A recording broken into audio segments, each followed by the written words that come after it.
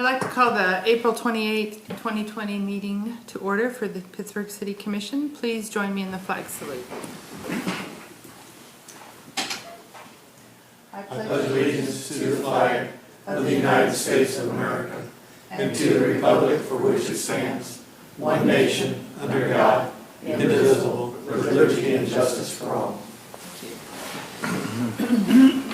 Moving into the consent agenda, are there any items to be removed?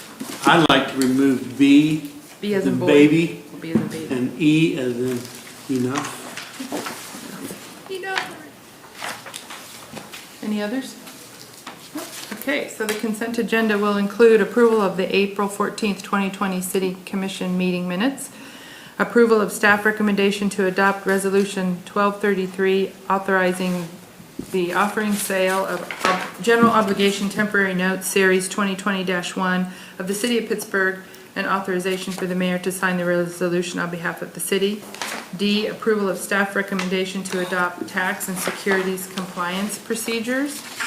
F, approval of staff recommendation to reappoint Joe Hart to a second term as a member of the Pittsburgh Public Library Board of Trustees effective May 1st, 2020 and concluding on April 30th, 2024. G, approval of the Economic Development Advisory Committee recommendation to support the Pittsburgh State University Kels College of Business Economic Research proposal at an investment of $25,000 to fully fund the project for 1 year and authorize the mayor to sign the appropriate documents on behalf of the city. And H, approval of the appropriation ordinance for the period ending April 28th, 2020, subject to the release of HUD expenditures when funds are received. Would entertain a motion to approve the consent agenda minus B and E. So move. Second. Moved by Patrick, seconded by Chuck. Roll call vote. Brooks? Yes. Fields? Yes. McNay? Yes. Munsell? Yes. O'Brien? Aye. Motion carries. B, approval of the staff recommendation to adopt resolution number 1232, providing the improvement of East Quincy Street from the east approach of Joplin Street to the east approach of Rouse Street for a distance of 0.7 miles by first removing the existing pavement, expanding Quincy Street to 3 lanes, including adding an enclosed stormwater system, making drainage improvements, adding curb and gutter, constructing new sidewalks on both sides of Quincy Street, upgrading the existing railroad signal to facilitate a future quiet zone, making water line and sanitary sewer improvements, making traffic signal modifications and incidental construction relating to the improvements, easement of the right-of-way acquisitions, surveying pavement marking, surveying, design, and construction engineering, all in the city of Pittsburgh, Kansas, designated as paving district number P-20-1, and authorizing the issuance of general obligation improvement bonds and temporary notes from time to time as required during the process of the work under the authority of KSA 12-685 to 12-687, KSA 12-689 and KSA 12-690 and any amendments thereto, and Article 1 of Chapter 10 as amended of the Kansas statutes annotated, and authorization for the mayor to sign the resolution on behalf of the city. I'm sorry I made you. Help me. Jamie, I had 2 questions. Maybe not questions, observances. I noticed that we are upgrading the existing railroad signal to facilitate a future quiet zone. Are we working towards that someplace else also? Cameron better answer that one. Right now, we don't have any plans to look at doing the additional crossings because of funding issues, but we didn't want to pass up the opportunity to go ahead and get that incorporated into this project so that if we're able to move forward with that at a future date, we don't have to go back and do any rework on this. That's great. The other item I have is the right-of-way acquisitions. Do we know how much property we're going to have to take to either side of this Quincy? No, we don't yet. That'll come up through the design. That's part of why they come up with that conceptual design early on, so they can start to get a feel for what right-of-way would be acquired. The estimated dollars we used were kind of based off of what we had cost us per foot when we were looking at doing the first phase of that between Broadway and Joplin. Okay. That's all the questions I have about that. I got a question. Yeah. How close is the sidewalk going to be to the cemetery right there, as far as the graves that are closest to the road? We don't know yet. That'll come out as part of the design. They said they'll survey where the property line is, but I believe we'll be able to do everything within the right of way. All right, thank you. That was that an Jamie's, observation, that was Jamie's seat cushion weighing in. That was the bell. Any other questions for Cameron? All right, I would entertain a motion to approve. So move. Second. Moved by Patrick, seconded by Larry. All those in favor say aye. Aye. Aye. Opposed, same sign. Motion carries. Item E, approval of staff recommendation to enter into an engineering services agreement with Trans Systems in the amount not to exceed $465,000, in which Trans Systems will design and create bid documents for the reconstruction of Quincy Street to a 3-lane roadway with curb and gutter and enclosed storm sewer and sidewalks on each side of Joplin Street to Rouse Street, and authorization for the mayor to sign the engineering services agreement on behalf of the city. I just have a couple of questions. Is that $465,000, is that what we guesstimated that was going to? In the original grant application for the cost share program, we had estimated $500,000, so it is underneath our original estimate. Sure seems like a lot of money. The other thing is, I noticed that the bid letting is going to be December the 15th of '21. How long do we think this construction will take? Ideally, what we're looking at trying to do there is have construction start at the end of the school's semester in '22, the spring semester there, and then wrap up before the fall semester of '23. So roughly 15, 16 months. And the other item I noticed when I was reading through this was public meetings. This company is going to help us conduct one public meeting. Is that enough? Is one meeting enough? Well, that'll be one large public meeting. The rest of the meetings will likely be more one-off meetings or one-on-one meetings. This would be to kind of explain the project, answer a lot of questions all at once for it. But hopefully that's what we're looking at, is just being able to have that one big meeting there to share the information. Then anyone that we need to get easements or anything else from, we can go and talk to them directly. We're also looking at trying to have meetings one-on-one with PSU and some of the other major stakeholders there, such as the church that's along the route. Any other questions? Cameron, I have one. It just, from conceptual design and, you go all through all of the items on the time frame, and when the PSE submitted, it's 4 months from when it's submitted till bid letting. Is that 4 months? That seems like a long time, because this is going to be a real inconvenient, for a long time. But 4 months seems like an awful long time for get that done. That's set up off of a KDOT plan review. And so, We're waiting on and since that's KDOT where we're on getting their dollars, we put the initial timeline as if they were going to be bidding it. They aren't going to bid it, we will bid it. However, Okay. they still have review and approval, so we kept the same timeline in there. Okay. It's going to be a long one. Yeah. So we are under a tornado warning. We have not spotted a tornado, so I've asked the staff if we have the spotters see a tornado, we'll probably need to break the meeting. If you're okay, until then, we'll just go on. Sometimes you get nasty clouds and they give you a tornado warning, so. that's All right, where any we're other at. questions for Cameron on E? I would entertain a motion to approve. So move. Second. Moved by Patrick, seconded by Chuck. All those in favor say aye. Aye. Opposed, same sign. Motion carries. Thank you. Thanks, Cameron. Moving on, I believe we're removing the Silverback Lift Station agenda item, waiting for further information from Evergy. Correct. We'd hope to have plans from Evergy for that line run, but prior to this meeting, we haven't gotten it, so we'd like to go ahead and pull that item for consideration. Okay, moving on to feasibility study, Hunden Strategic Partners. Consider the recommendation of the Economic Development Advisory Committee to enter into an agreement with Hunden Strategic Partners in which Hunden Strategic Partners will perform a feasibility study regarding a formal conference convention space in Pittsburgh with the $39,500 cost to study to be split between the City of Pittsburgh and the Convention and Visitors Bureau, with the city's portion funded through the revolving loan. Still just Fund. the same warning. Okay, I need to text my Let's, husband. wait, let's take a break. I mean, I just need to let him know it's, sorry. If someone else wants to continue reading, they can. We're okay with you stopping for a minute. all right. Let's go ahead and stop. Hi, Blake. Thought maybe that was my walk-up music.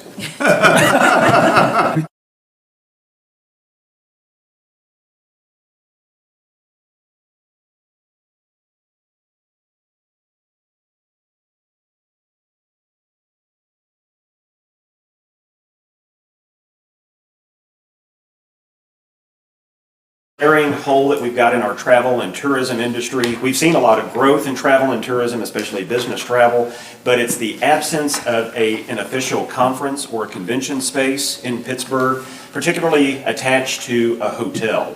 I'll ask you to recall the last time you went to professional training somewhere. It was most likely in a conference center attached to a hotel. And we've had some of those conversations with existing hoteliers, and there was some interest, but we just don't have any data to back it up.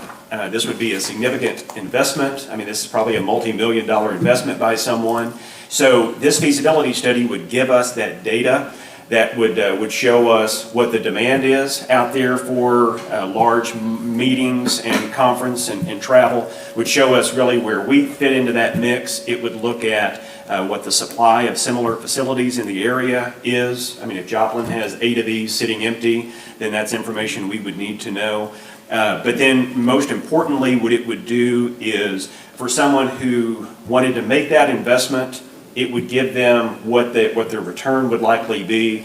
And for folks like you, it would talk about what the community economic impact would be. So this is something that it was part of our Imagine Pittsburgh 2030 economic development strategy. It's something that we've talked to the CVB about for quite a while. And so when Devin was able to secure this from Hunden Strategic Partners, they're a leader in these kinds of feasibility studies. This is when we got this report and would like to go ahead and make that happen, because we do have some interest right now from someone who is interested in building something like this. So we'd like to go ahead and propose splitting this with the Crawford County Convention and Visitors Bureau. And as the mayor mentioned, the city's share would not exceed $19,750. With that, I'd be happy to answer any specific questions that you may have. Do we have a location, we have property inside the city limits? Yes, sir. And these would really focus first on the area out by the casino, but also on North Broadway, which is where we still have a lot of our existing hotels.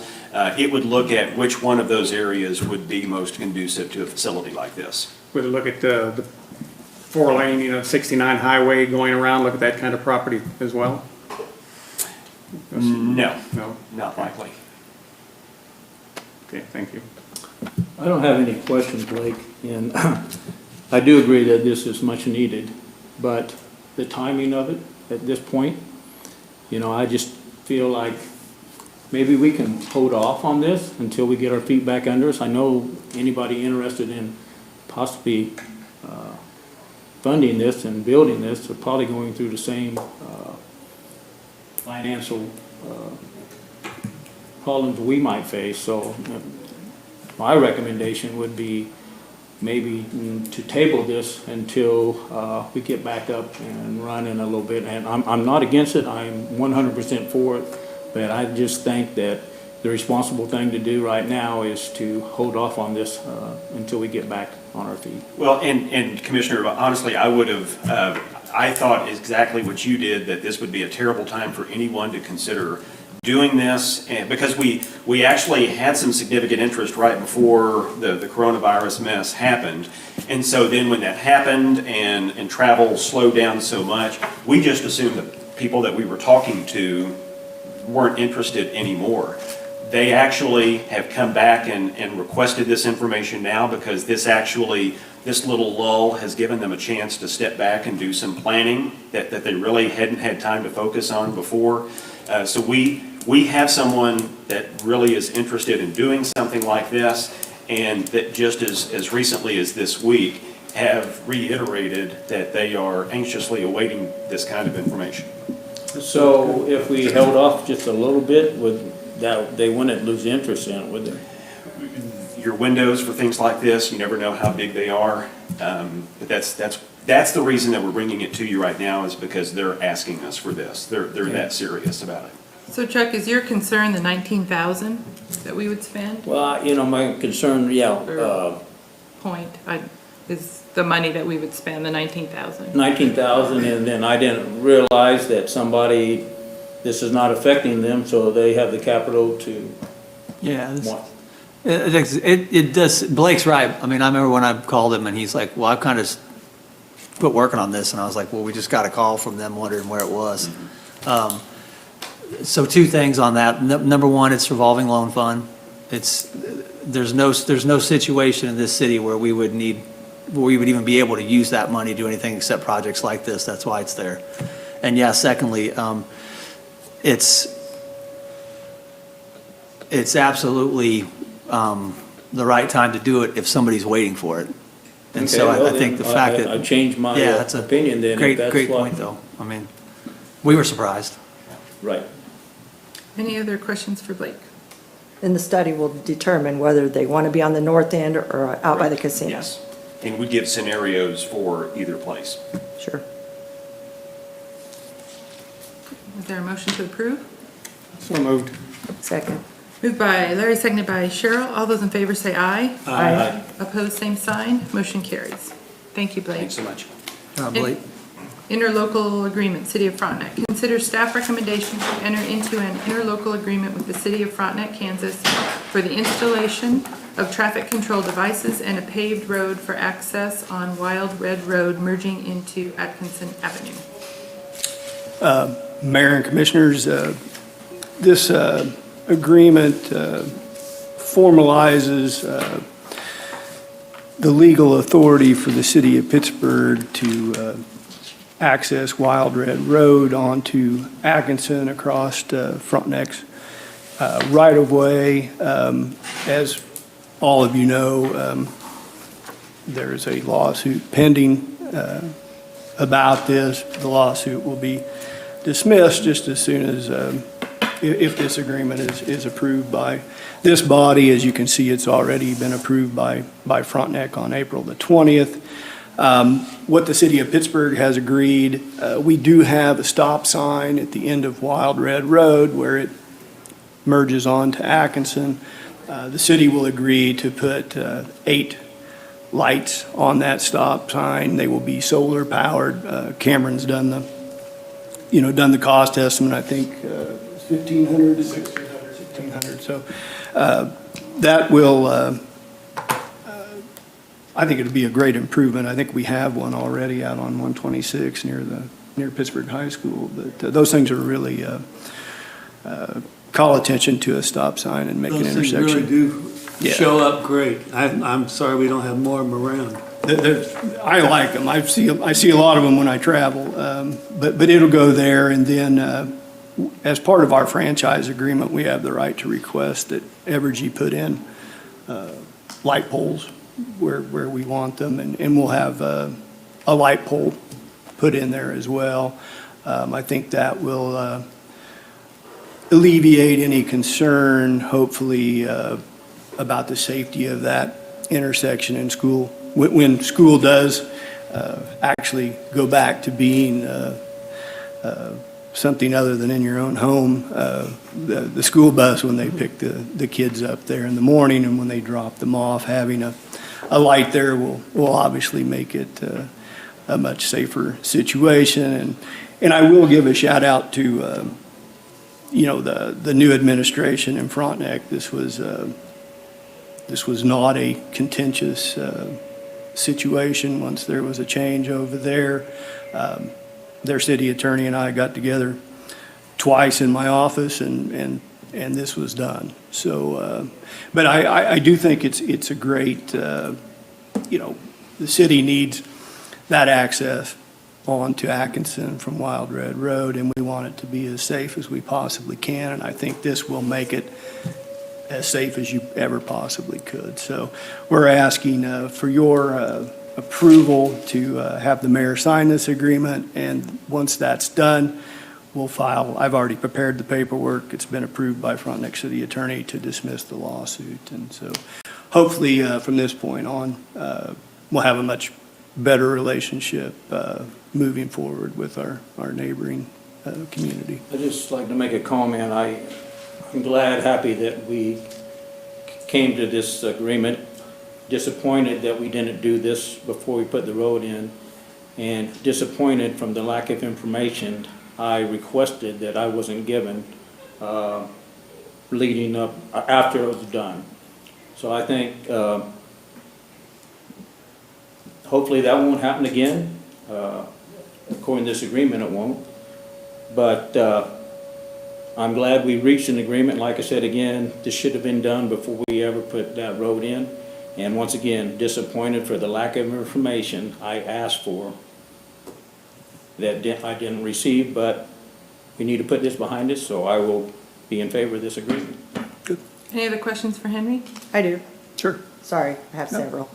I'd like to know what the written breakdown of costs are for everything for this. What's it gonna cost us to do this? Is it possible that we could maybe, this agreement looks like we don't have to give them an exact answer for 30 days, do we? By the 20th of May? We have the cost today. You have a written breakdown of everything?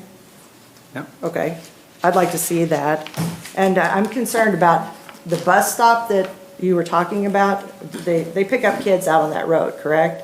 Or would you know, being your bus driver? Yeah, I don't know about picking them up. I'm not there in the morning, but in the afternoon, they do stop and let them off, but they get off and exited on, they don't cross the road. Do they go, does the bus go down Wild Red or That I does? don't know. I'm not Because there. that might be a big deterrent of anything happening as far as kids go. Well, that could be arranged through USB 250. They could change that route to go down that road. Well, I didn't know if it was able, when they get to, what is it, 31st or whatever, to be able to turn and go around there or not, if that's possible, safety wise? Yeah, I think Henry had a conversation. Yeah, I mean, I talked to Dr. Prophet when we were working on this, and I don't know whether, you know, at that point, there was some concern that maybe the bus was dropping and picking children up on the other side of That's what Atkinson I think Road. people had questions. And so I would say contacted. that probably did not happen. I contacted Dr. Prophet, and he got back to me, shortly after that, and said children will not be made to cross that road, and so I don't know whether they really were or not, because I was never there when they were being dropped off and picked up. So. What about the $1 million policy per year? Yeah, How much is that going to cost? That's just added to the city's. I don't know if. I don't think they even Increase. That's no additional charge for the 1 million. No additional charge? No, we already have insurance to cover everything like that, so it's just added on to the list. Okay. Looking at Exhibit A, did anybody ever, what about the Bardo property? I'm just curious about that. Is that part of it? Was there ever any, I mean, whenever you look at it on the county's website and you scroll across to where the road is, you see her name pop up as far as the Bardo Family Trust. So was she compensated in any way? That does not go across her property at all. The county GIS has, its representation. It's not an exact drawing. If you go through there are many places where their measurement busts completely. That was part of our concern when we looked at that.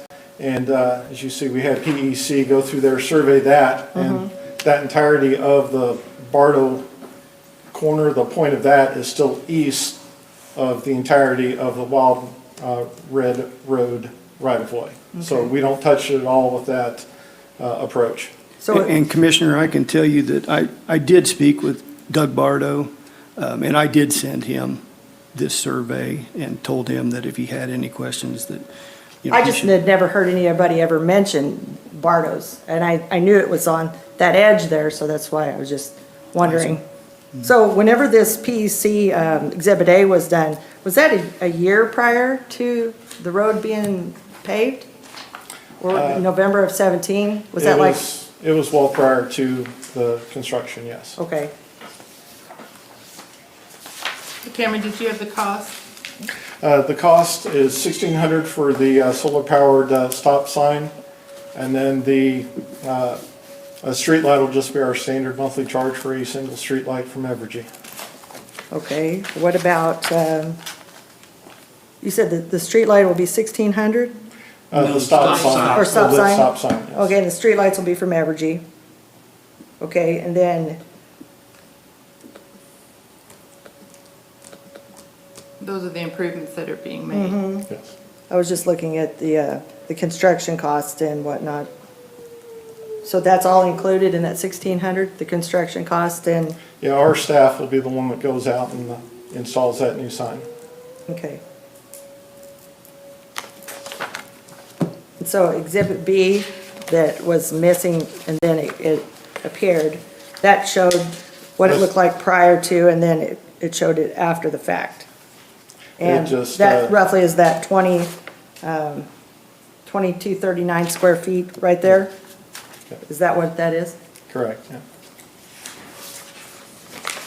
All right, and so in that $1 million insurance policy, if anything would ever happen, there's no way they could ever come back on the city of Pittsburgh, being that there was no traffic study or feasibility study done by hooking onto there, that would never fall into play? No, you typically don't have a traffic impact study for such a small subdivision. So it wouldn't be a question. And I think to answer another part of your question, is that anytime anybody wants to sue anybody, they can. So. Well, I know, but I just want to make sure that before we put our name on this, that we, I know Henry said that they came to an agreement in making this up. You just have to keep that in mind. I think that's all the questions I have. Any other questions? I would entertain a motion to improve the interlocal agreement with the city of Frontenac. So moved. Second. Moved by Patrick, seconded by Larry. All those in favor say aye. Aye. Aye. Opposed, same sign. Motion carries. Thank you. Non-agenda items. Cameron? Just two real quick. Wanted to let commission and public know a lot of interest in the 4th Street Bridge over KCS. KDOT has scheduled a pre-construction meeting for next Wednesday, May 6th. So then we'll start to get better schedule as to when they're moving forward, but that is on the radar there to start moving forward on it.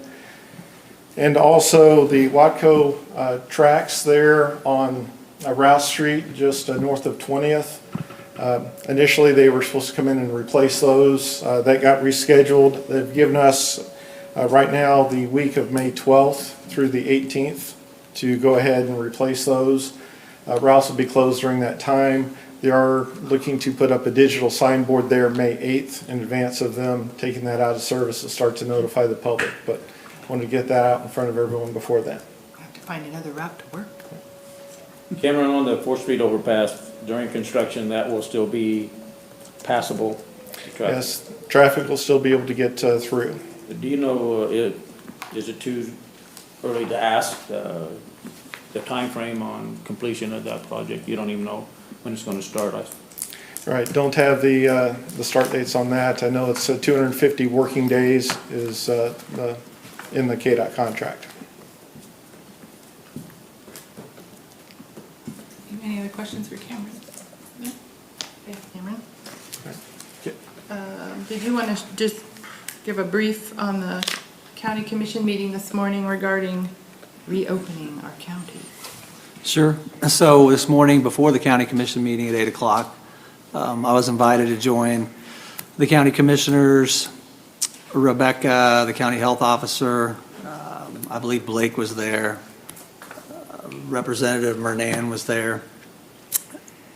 You know, Rebecca Adamson has done a heck of a job. She went through in detail her plan, the county's plan for what would happen, assuming on Thursday, sometime in the afternoon, the governor is supposed to make an announcement regarding her health order. From the state level, the general consensus is that she's going to revoke that order, let it expire, and at that point give basically some authorities back to the counties. In that case, there's a 4-phase plan by the county that they've put together that's very well thought out. It has a lot of information from numerous other plans that I've seen out there. Phase 1, we're currently in. Phase 2 would go into effect May 4th and involves a whole host of things, and she's broken it out by impact on retail, restaurants, kids' sporting events, Mass haircut, gatherings, yeah. salons, I guess is the word, gyms, just all kinds of different businesses, what the impact would be. In 2 weeks, assuming things go well and the numbers don't spike for the infected rate in the county, we would go into the next phase. In that phase, it's depending on what category you're in, there's just another level of the gathering limit. You know, right now it's going to remain at 10 people. It ends up being at 50 by the last. If you want to look through that, it takes us clear out to June 1st, which is phase 4. And it's very thorough. Not sure if that's going to go into effect, but the plan is it will. We'll have to wait and see what the governor does, but very well thought out. I gave a little plug for enforcement. The enforcement of the county's health plan is actually the sheriff's office and the city's PDs. So we only have 55 sworn officers. We have to be very careful about putting them and exposing them to people that may have COVID-19, or else we're going to be significantly impacted on a very small force. They understand that, so it kind of gave the talk about it's time for people to be mature and, you know, act like business owners and act like responsible people and not expect the police to come up and jump in the middle of every argument when people are 6 feet apart or less. The idea is social distancing is going to continue. It's going to remain at 6 feet regardless of this phase of this order until a future date that nobody knows. So whatever happens, that's going to continue. People are going to need to protect the at-risk population. So they went through some of the numbers. In general, I think the age is 62 or above is really who's getting hammered. So masks are encouraged. They're not required. But please go get familiar with that, whether you're a business. We've had a lot of people call. I think the county did a great job. And we're all waiting for Thursday to see what the governor says. And then hopefully, or not hopefully, depending on where you're at, this thing's probably going to go into effect with the county's order Monday. And we will move through this, hopefully, and progress instead of retracting, which might happen. If there's any spike, they're very clear. They're going to stop everything, and we're going to pause and protect our community. So appreciated being involved in that and allowing us to participate. And I think we've even put that on our website, the draft order. And once again, I think it just needs to be made clear that the What would county be really got into it. a spike? What would be a spike? Yeah, what, is there a number? Well, right now, we haven't had a case. We had one case in the last 3 weeks. I guess the spike would be, I think they determined 5 or more in a week. Okay. yeah, it'd be, The test for positive? one thing, it would be positive, and Right. that's not happening. And then it'd be, I think, this is very fluid. They're not getting that detailed. It's going to be a call by the county health officer, and I think she's showed today she's up to the task. She's going to protect us, and she's going to protect our businesses as well, because I know they're really chomping at the bit to get back out there. All right. We did want to, acknowledge and send our deepest sympathies to the Bicknell family with the passing of Rita. Rita and Jean have been just the foundation sometimes of this community and their giving. And specifically, recently, CTEC, if it wasn't for the Bicknell Foundation, we probably wouldn't have such a robust program. And I know that there's probably people here that are that are great friends with them, but we, on behalf of the city, just wanted to extend our sympathies and our heartfelt thoughts to the Bicknell family. So, any other items? All right, I would entertain a motion to adjourn. I'll make a motion to adjourn. Moved by Chuck, seconded by Larry. All those in favor say aye. Aye. Motion carries. Thank you, everyone. Thank you. Get wet.